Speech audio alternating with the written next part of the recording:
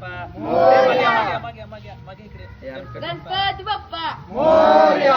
मंगल मूर्ती मंगलमूर्ती गणपती बाप्पा पुढच्या वर्षी लवकर या. गणपती बाप्पा गणेश गणेश गणपती बाप्पा आमच्या गावची केद्रवाडी गावातील एक नवीन उपक्रम आम्ही यावर्षी राबवलेला आहे ग्रामपंचायतने. ते म्हणजे विसर्जन आहे.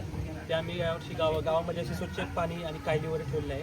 ते आम्ही सर्व गावातील आमचे गावातील लोक आहेत ते सर्व विसर्जन आहे ते कायलीमध्ये करतात आणि त्यामध्ये आम्ही निसर्गाची पण काळजी घेतलेली आहे.